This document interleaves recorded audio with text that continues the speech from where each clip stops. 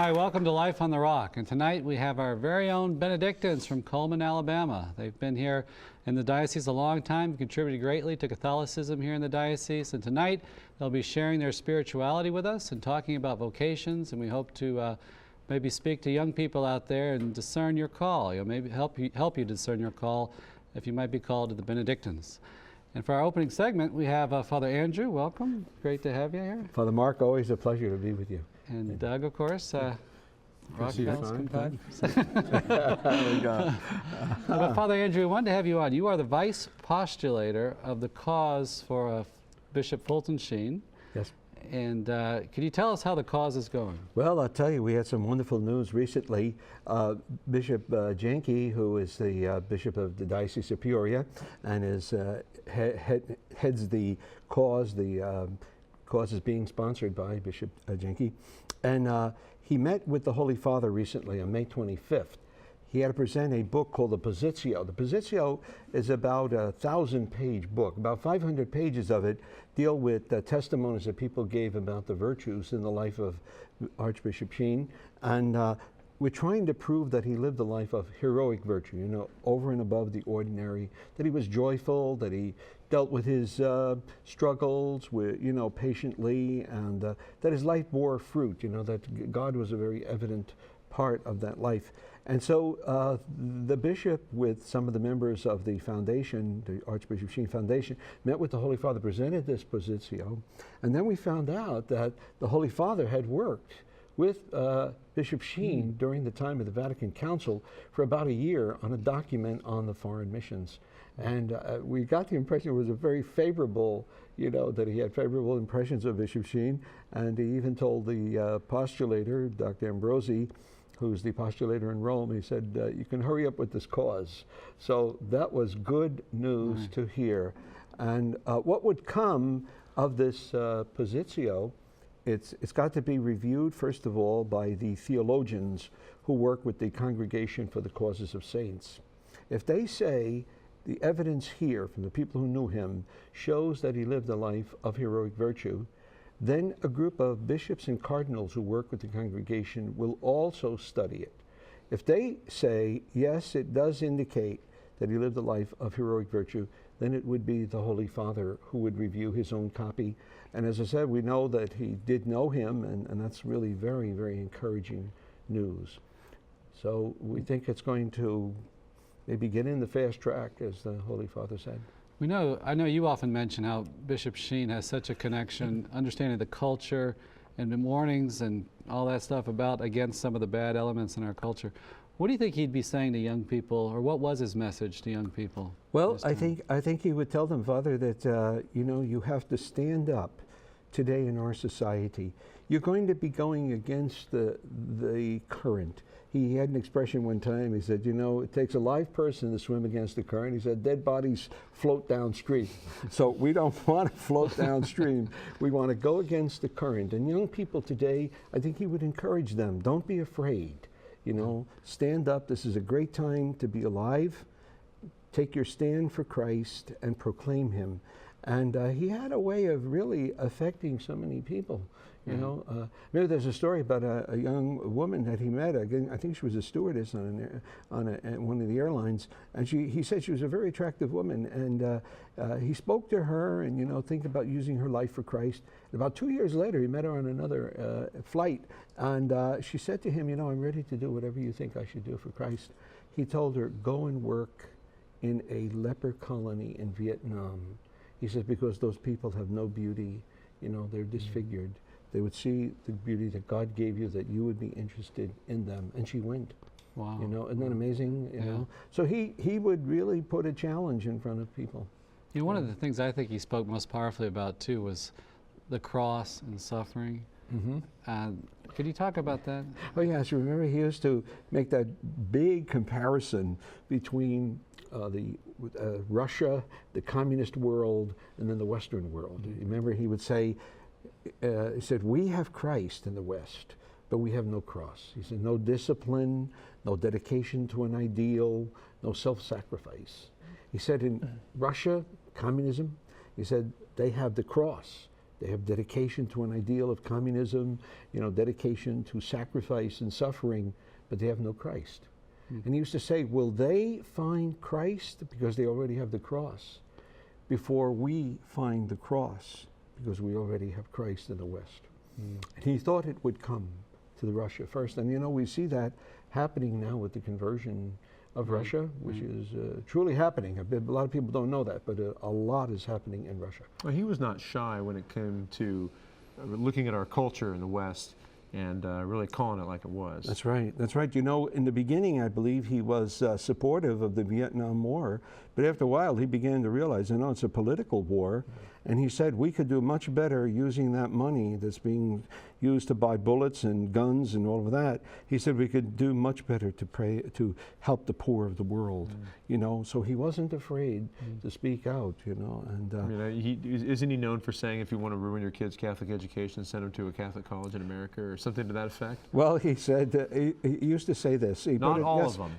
No, right. We want to make sure of that. There right. are a few out there. Yeah. He said, if you want to be sure that your kid's going to have a chance to defend his faith, send him to a secular college where he's going to have to know he's got to fight for it.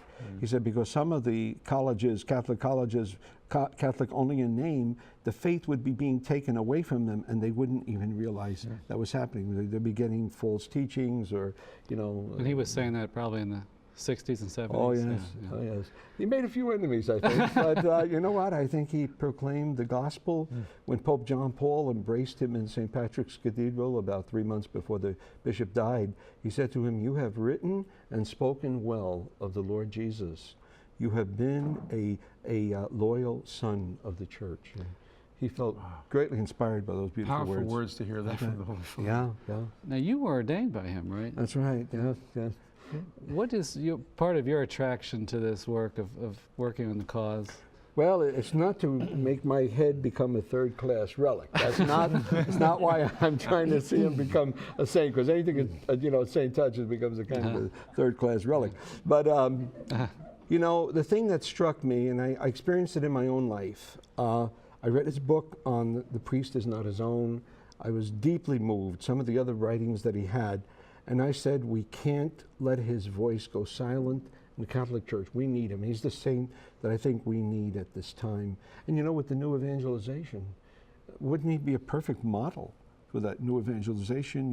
Using the media. Here he was, television, he was radio he was on radio with the Catholic Hour for 20 years, and and TV for 6 years, and 66 books, and so on. And he was a.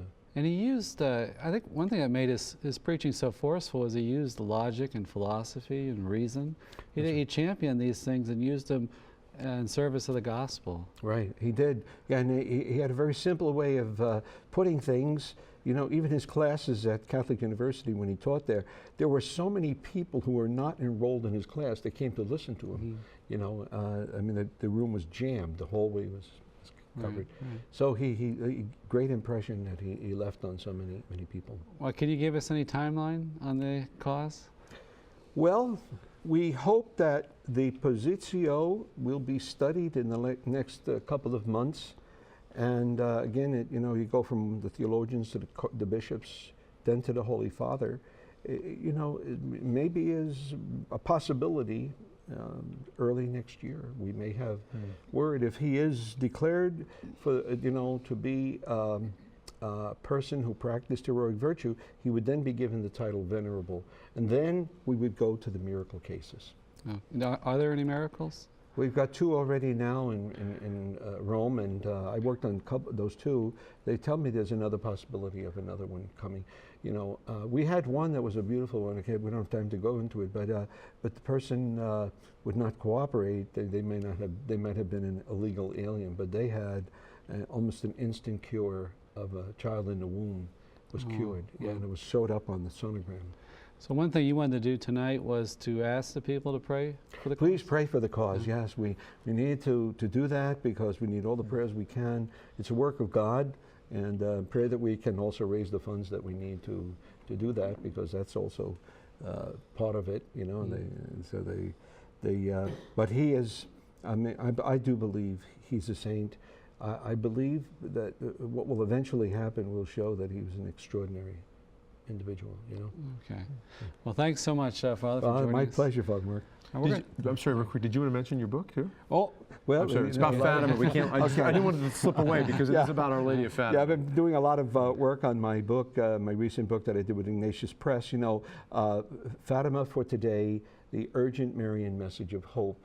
I've been trying to remind people of this beautiful message Mary gave us, something that Bishop Sheen often talked about, and especially the need to carry out the 5 First Saturdays devotion, our prayers and sacrifices, the rosary that Mary asked for. So I encourage people to learn about, as Pope Benedict said, learn the message of Fatima, live the message of Fatima, and spread the message of Fatima. That's important for our day. Okay. Well, we're going to take a short break and we'll be back with the Benedictine monks of Cullman, Alabama. So don't go away. We'll be back in a minute.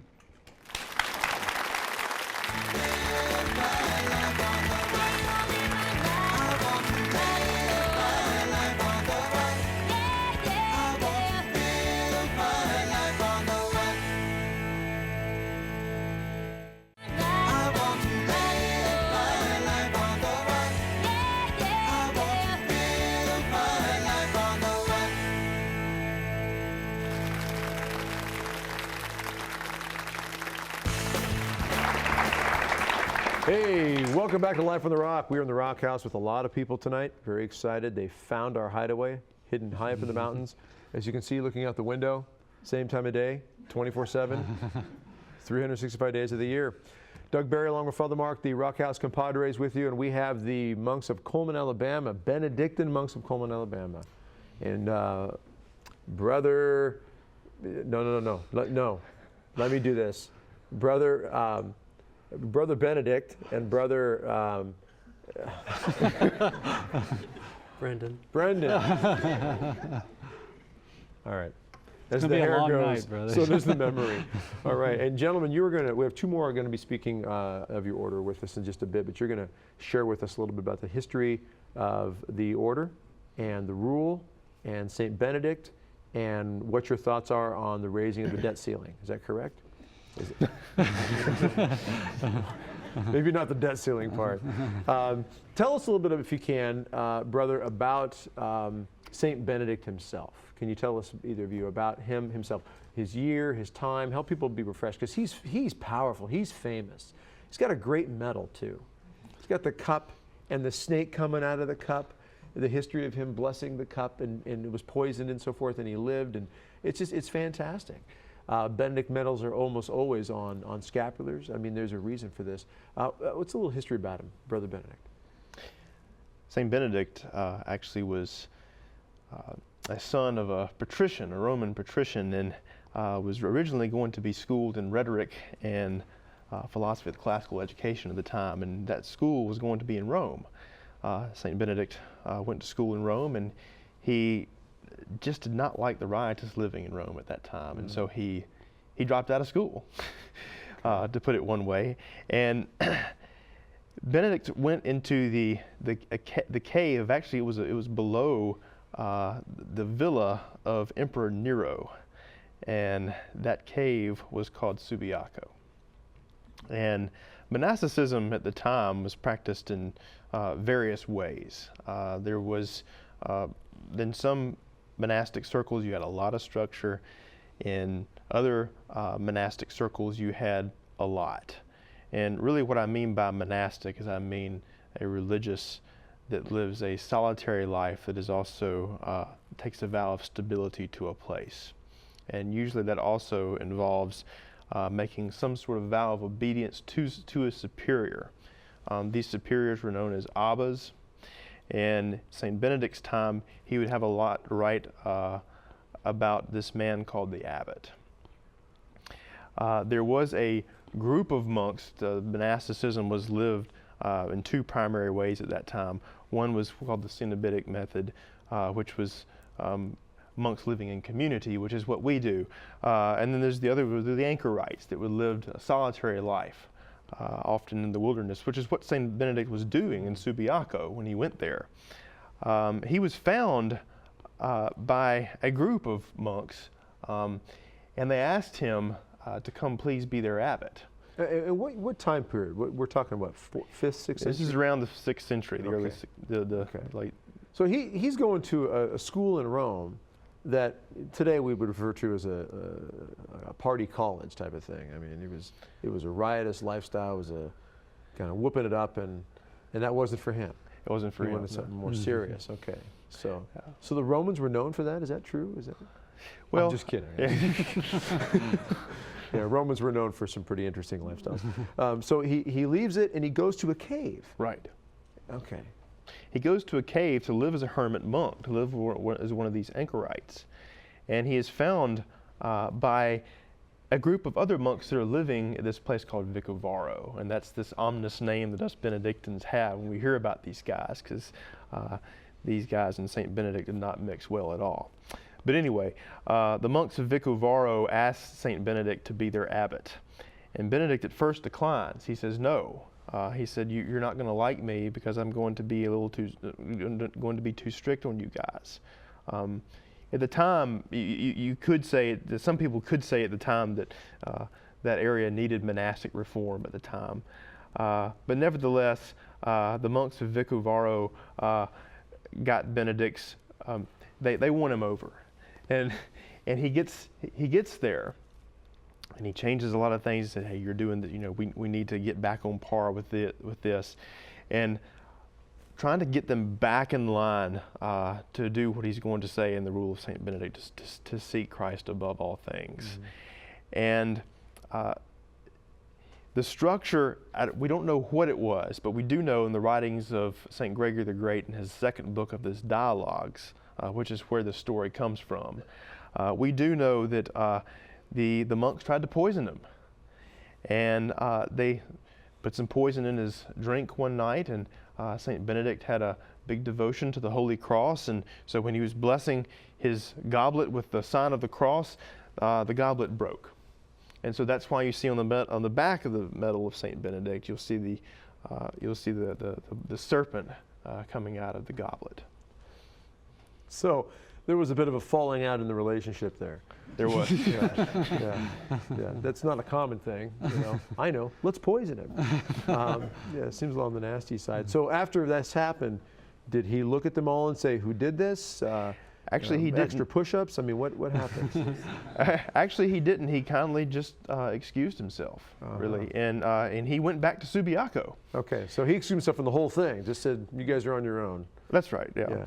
I kind of draw a line at you trying to assassinate me. That's right. Yeah. Okay. That's right.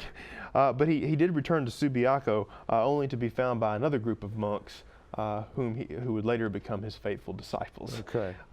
He would divide these men up into 12 different monasteries, many of them becoming abbots. And he would, you could see how the Lord was calling him out of that anchoritic life to be the abbot of a Cenobitic community. Now, the beauty to something like this is you see a man who 1,500 years or so ago establishes something that now, 1,500 years later, you're carrying on. I mean, that has to be powerful for yourselves to realize that you are part of something. I think of that, Father here, Father Mark and the Franciscans going back to St. Francis, you've got, not as long a history as 800 years. 800 years, yeah.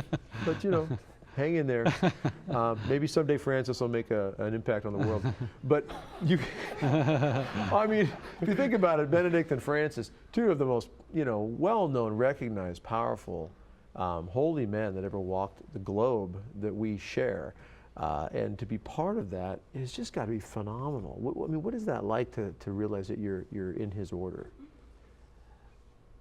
Well, I think in a lot of ways, to me, it's very humbling to realize that I was called by God into monastic life. As a monk that comes to a monastery, our whole purpose is to seek Christ, and it's a great blessing, indeed. Is it something for either of you growing up? Was there ever that in the back of your mind? One day I think monastic solitude life, prayer. I mean, did you go through, high school football and basketball and socializing and riotous Roman living and I mean, where does this turn all of a sudden come into your life to live more of a monastic? I mean, because today's society, I mean, obviously these things have been around for hundreds of years by the grace of God, thanks be to God. But our society today, with our 4G networking and our instantaneous tweeting, messaging, you name it, the idea of abandoning that for any religious life, let alone something monastic, is very foreign to a lot of people today. How does that come about in your life, brother? I first felt the call as a 19-year-old. Before then, I think it'd be fair to say that I was just like any other person in my age group. I enjoyed music a lot. I enjoyed spending time with friends. I was the normal teenager, but as a 19-year-old, something caught my eye about monasteries for some reason, and it never left me, although I tried to deny it and tried to make it go away. It didn't go away. And you grew up in the South? I hear a Southern accent a little bit. I did, yes, I did. My hometown is Opelika, Alabama, and I've been a Southerner all my life. And so you'd heard about the monastery or visited it as a kid? Or? Actually, I'd never heard about the monastery until I saw a flyer that was on the parish desk that was advertising a monastic vocation retreat to St. Bernard Abbey. And I asked the pastor, where's St. Bernard Abbey? He said, Cullman, Alabama. And I said, wow, I didn't know there was a Benedictine monastery in Cullman, Alabama. And it was actually the second monastery I visited.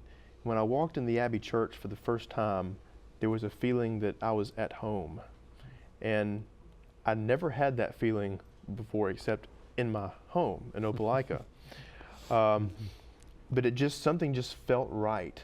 And throughout the discernment process, which was a very long one, but throughout that process, there was something right about St. Bernard, despite even all the other religious communities that I visited. There was just something right. And I really do believe that when God calls you to monastic life, He's calling you to a specific community as well. Well, I think it's important to mention too, for people out there watching, anybody who might even be considering any religious life, but something that monastic life included here is while it might seem strange or uncomfortable at first, like you said, you tried to deny it and reject it. God doesn't call us to things that are going to make us miserable. That there is going to be that moment where all of a sudden, you realize I'm home. I saw a young person wrote that in a letter. She entered the religious life, and she said, "It's good to be home." There was that sense of home when she got there. Now, how about yourself? Were you, brother? Were you always, thinking this direction? Were you a wonderful 5-year-old pious child who levitated around the house while cleaning his room and such, or? Not quite. Okay.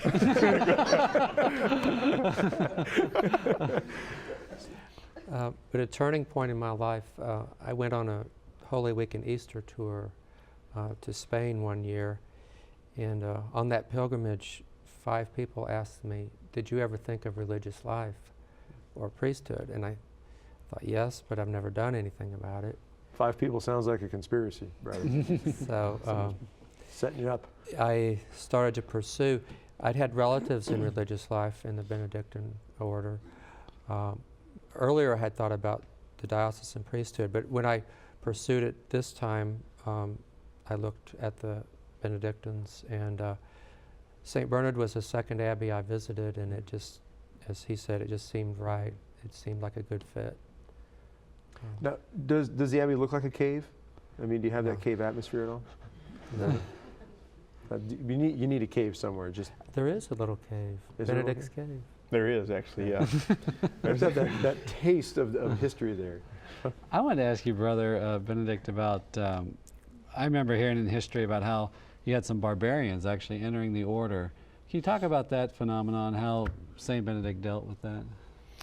Well, we seem to think that a lot of the code that deals with dealing out different the beatings and the beatings. Yeah, I guess that's one way of putting it. Because at first glance, it seems a little harsh. There's references to even corporal punishment that the abbot can give.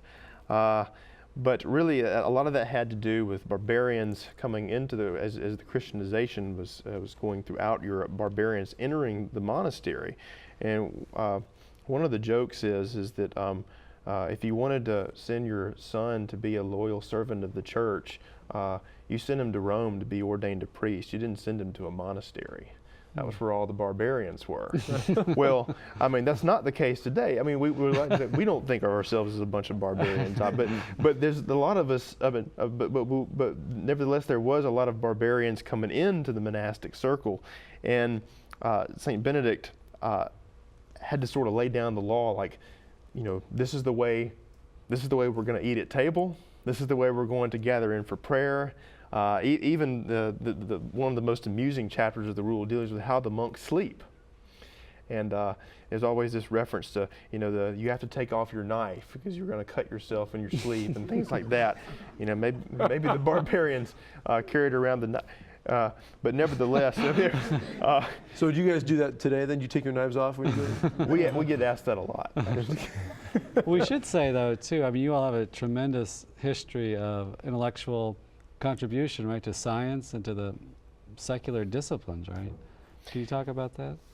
Well, as time went on, especially in the Middle Ages, the monasteries they were very agrarian first, but they gradually got very academic, and there was these huge academic circles that sprang up in Europe with the Benedictine order. One classic example of that is the Cluniac Benedictines that spread all throughout France and probably through the Holy Roman Empire. In those circles, there was extremely gifted intellectuals that came out of the Benedictines. Classic examples is Gregory the Great, Saint Anselm of Canterbury, and the list goes on and on. But there's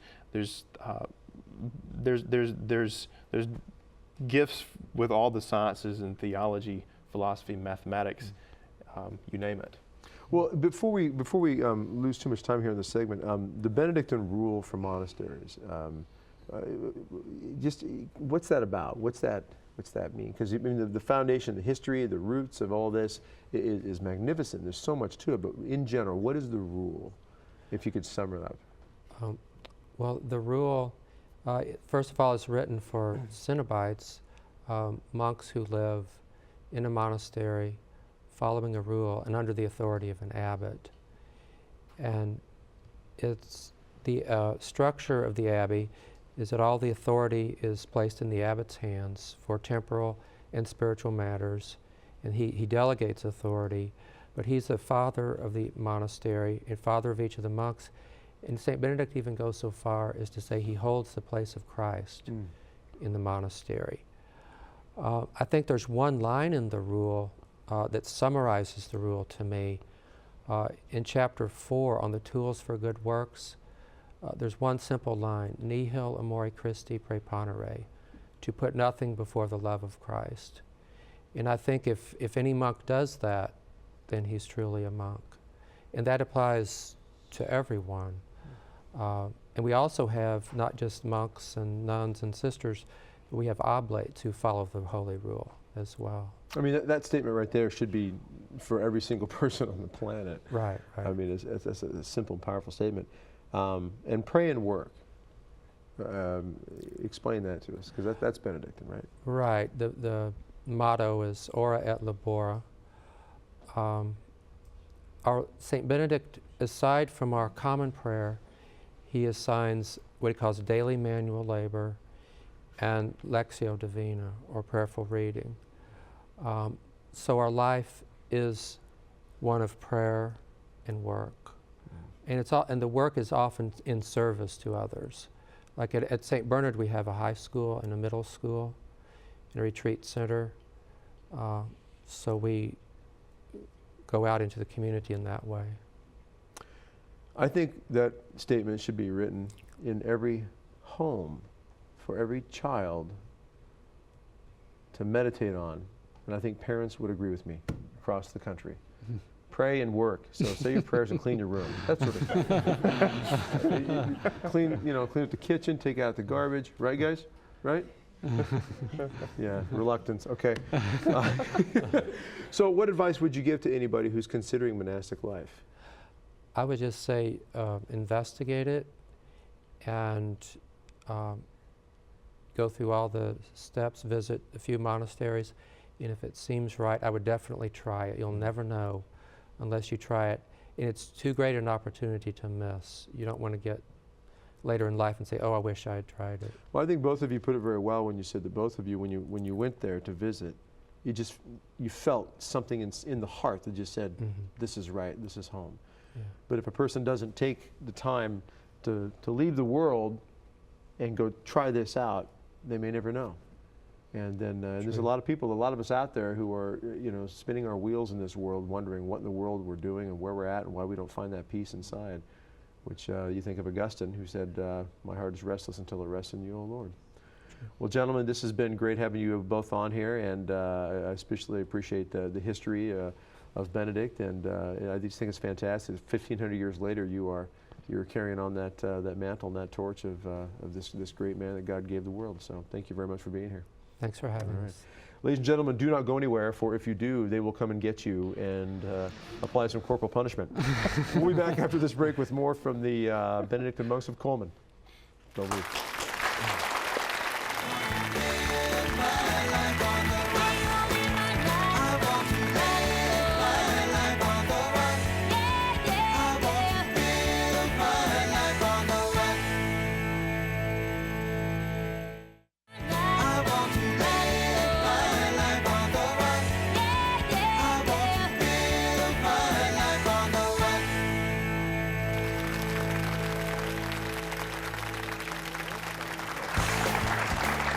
Welcome back to Life on the Rock. Again, full studio. We have a lot of people here.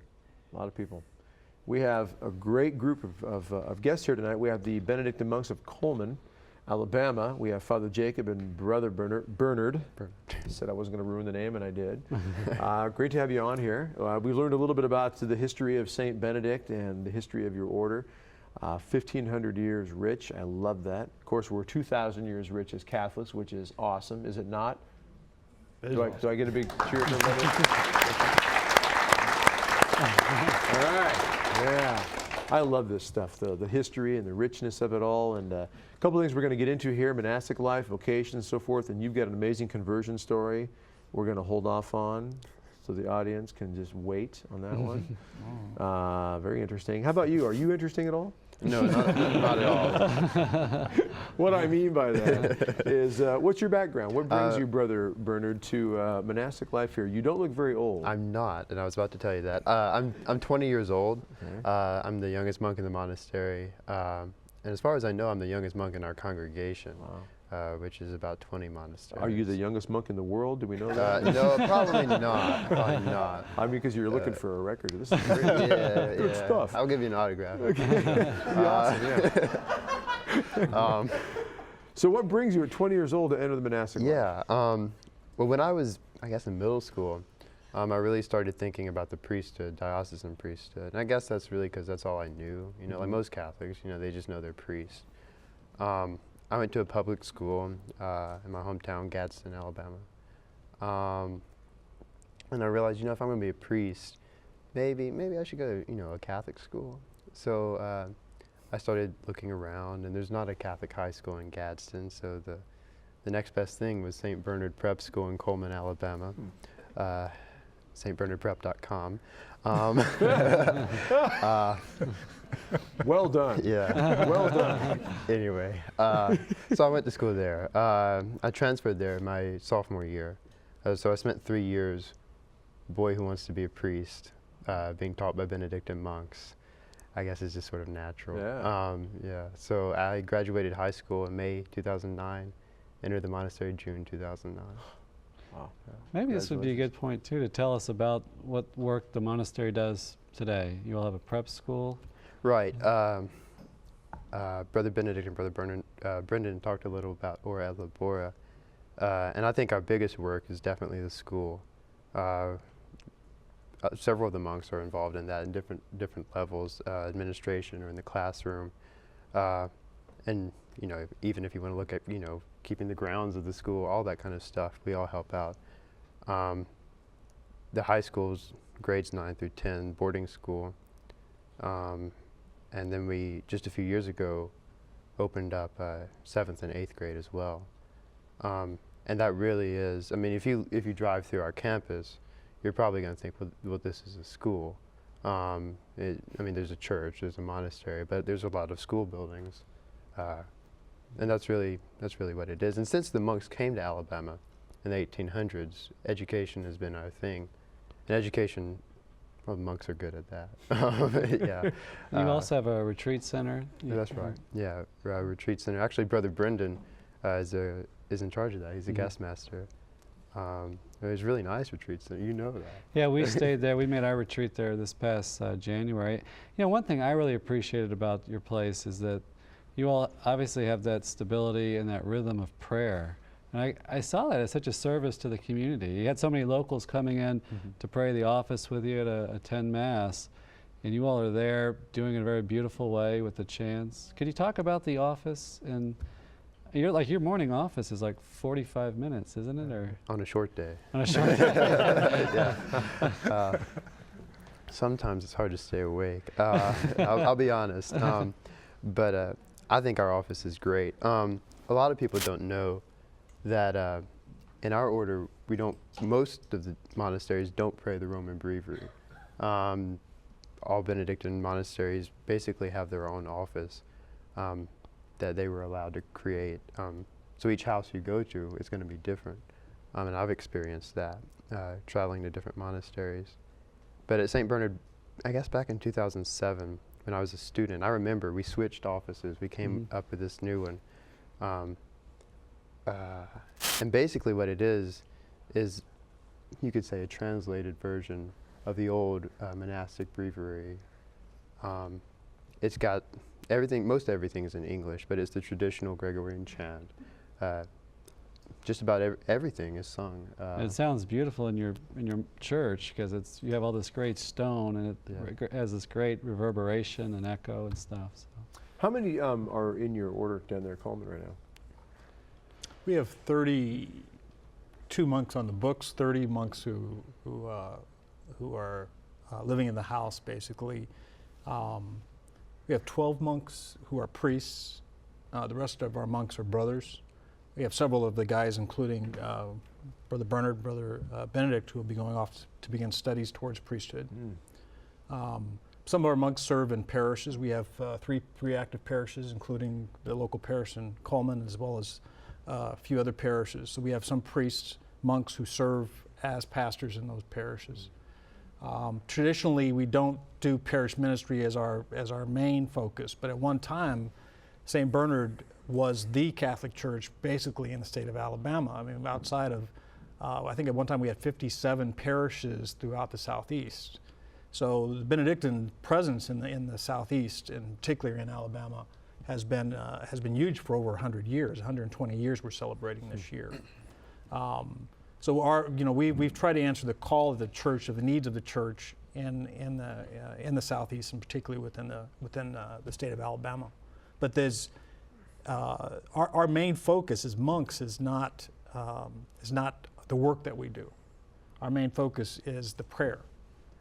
So the office is the real foundational structure what the monastic life is all about. You know, we're supposed to be at prayer every day. We're supposed to be at those offices every day, unless you're sick or unless something's going on that you're unable to be there. And there's a real a sense at St. Bernard, and I think that's one of the things that differentiates us from some other communities. If you're not at prayer, you have to answer for it. So the prayer is really what drives our life. We're there first off to be men of prayer, to follow Christ as men of prayer, and then second off to do the work that we're assigned to do. As brothers, the other brothers have talked about, the abbot is the head of the community. He could change our jobs like that. I mowed grass for a year, and was pretty happy doing that, actually. So I taught in the high school for a period of time. Then I went off to study for the priesthood. It's really up to the abbot to determine how that happens in the house. But our primary purpose is prayer. Does he always choose those assignments based on that he has a very wonderfully holy, prayerful abbot, or is it because he likes and doesn't like certain people? That's it. He's going to watch this.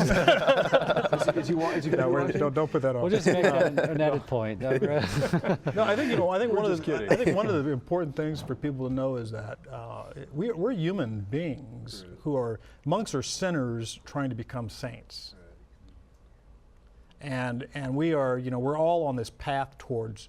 Hopefully, we're on this path towards being the people that God has intended us to become. We're not there yet. St. Bernard is. I think one of the great things about our house, to be quite honest, is that it's a community of men who live together as a family. And like most families, there are times when we don't like each other. There are times when things happen where we're not real happy with what's going on in the community. There's dynamic tension inherent in monasticism, which is why it's still relevant. We're not cookie cutters. Brother Bernard is a very different person than I am. I'm a very different person than the abbot is. We have our own gifts that God has given us that we try to bring to community, and that's really what it's all about. Now, monastic life, again, it's kind of foreign to a lot of people in today's world. I mean, and there are a number of people in today's world that would just prefer, as there always has been from the beginning of the foundation of our faith, that Catholics just simply go away.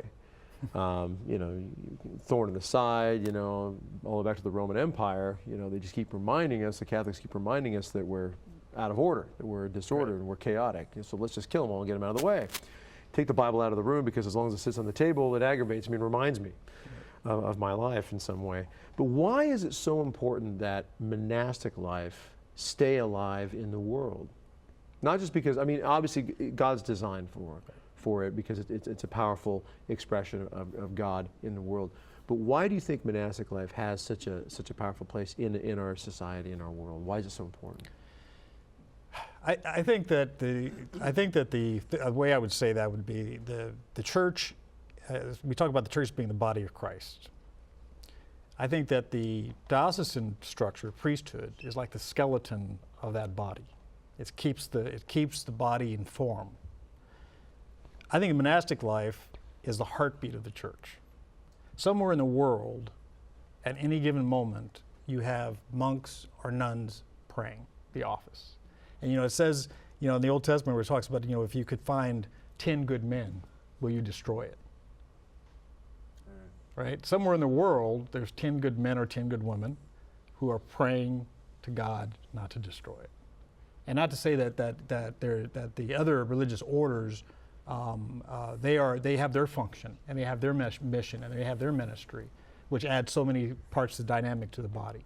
But I really do believe that the monastic life is really that heartbeat that keeps it going. Well, and there's something to the statement you mentioned about the prayer and the work and the order of that, and that the spiritual masters have said this in one way or another for centuries.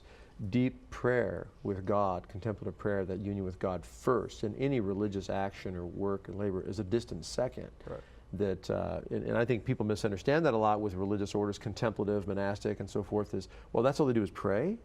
Well, how does that benefit society? And just not understanding. I used to be a pretty good tennis player. That order to that. You play tennis? Oh, yeah. Well, you beat but me. It's also, it's a response to, right, didn't Christ say to pray unceasingly, right? That we are to, and the monastic life images that in a special way, this unceasing prayer of the church, interceding for others, but also just cultivating your own interior life. So. And speaking of cultivating interior lives and praying, and how that can affect people and change people, if that was any kind of a good segue or not, you have a very interesting story. You've been a priest for a very short time, correct? Yes. How long now, Father? I was ordained March 5th. March 5th, okay, so. Praise God. Yeah, not very long. No. And you look to be older than 20. Just, I'm ballparking here.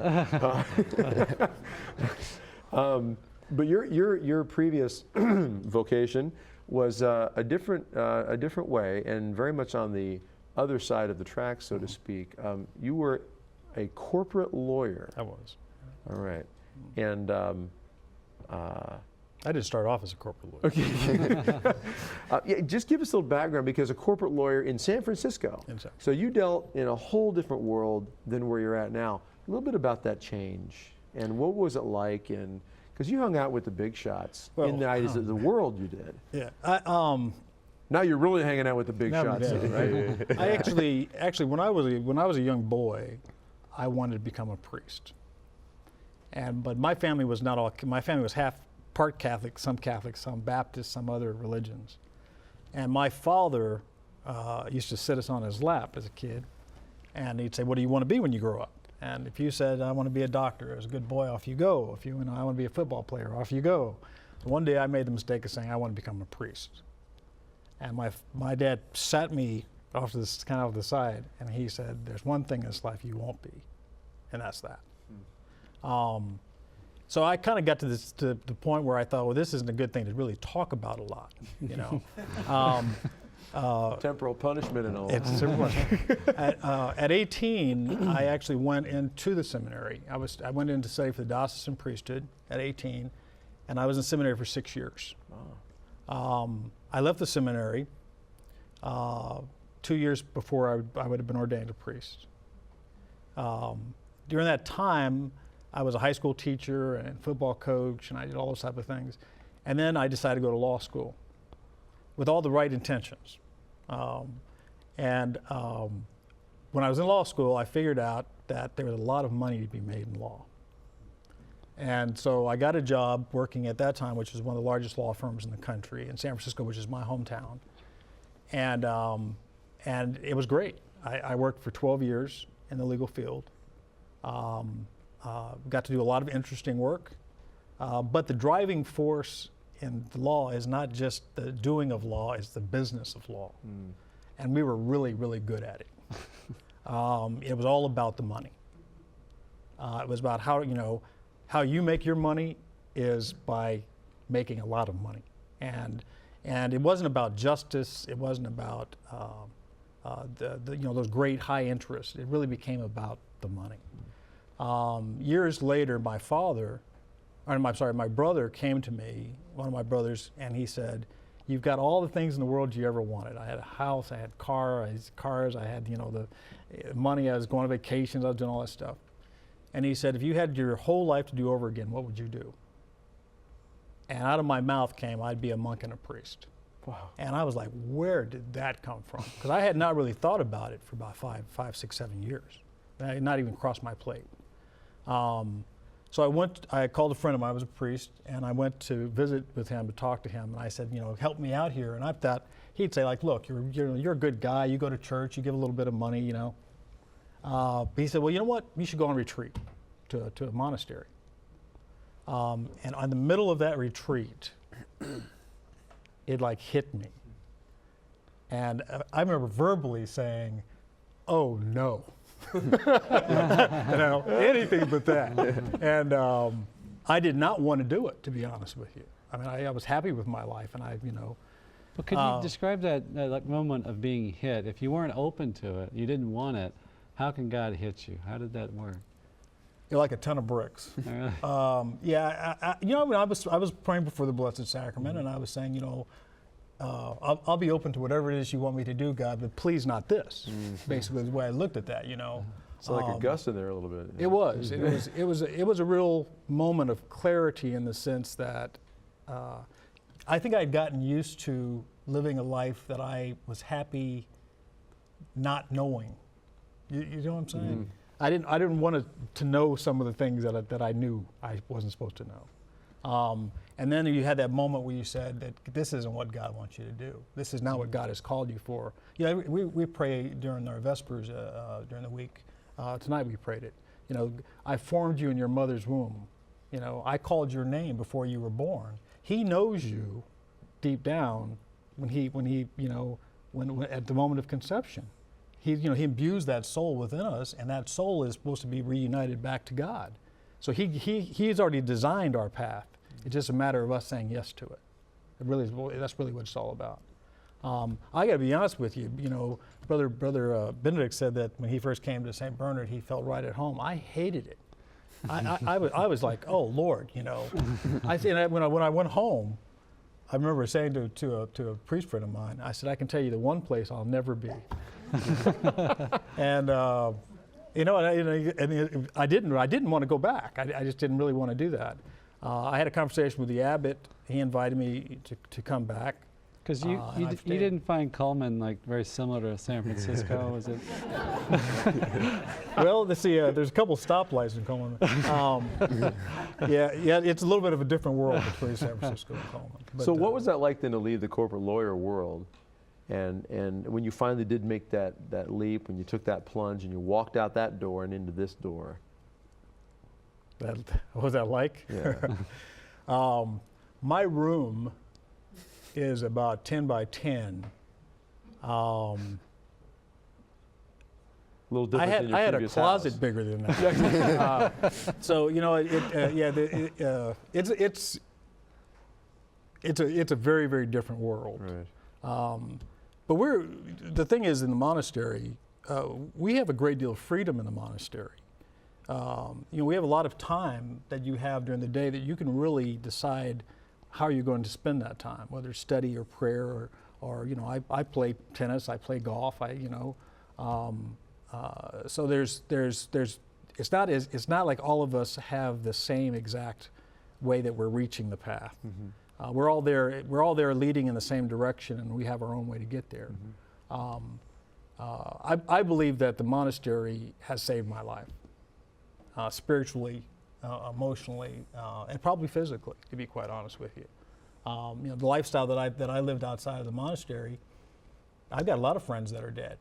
You know, I mean, you know, you're out partying and drinking and, you know, carousing around. I mean, I think that there's the life of the monastery is what true life is really supposed to be about. I think what both of you just exemplify in the previous brothers that were on, you know, really tells us all that no matter where we're coming from, whether we're right out of high school, right in and feel that peace, or whether we're in the corporate lawyer world or whatever world, that God does have a plan, God does call us, and God will point it out to us if we just open up the heart and let Him.